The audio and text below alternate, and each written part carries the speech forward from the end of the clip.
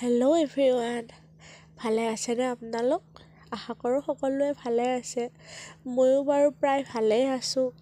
নতুনকৈ আৰম্ভ কৰিলোঁ যিহেতু নতুন ডিউটি যাবলৈকে, আৰু ৰাতিপুৱাই ওলাই আহি পেলাই বেটাৰী গাড়ীৰে মই গাড়ী ৰখিব আৰম্ভ কৰি দিলোঁ দিনটোলৈকে। আৰু বাবামণিক এৰি থৈ আহিলোঁ বৰমাকহঁতৰ লগত। মনটো বেয়াও লাগি আছে, ইমান দূৰলৈকে আহিলোঁ এৰি থৈ।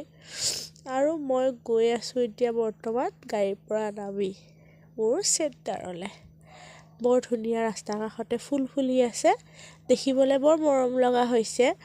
এতিয়া এইবিলাক ফুল ফুলে, ছিজনেবল ফুলবিলাক ধুনীয়া লাগে নহয় জানো? বহুত দিনৰ মূৰত আপোনালোকৰ লগত কথা পাতিবলৈ পাই ভাল লাগিছে। মানে অকণমান ব্যস্তও আছিলোঁ আৰু লগতে অলপ ইফাল সিফাল কামো কৰি আছিলোঁ, সেইকাৰণে একেবাৰেই ভিডিঅ' বনাবলৈ মোৰ টাইম হোৱা নাছিলে। ভাবিলোঁ আজি ডিউটি কৰিব আহিছোঁ যিহেতু, গতিকে ডিউটি ফাৰ্ষ্ট আৰম্ভণি, নতুন ডিউটি, গতিকে আপোনালোকৰ লগত শ্বেয়াৰ কৰোঁ।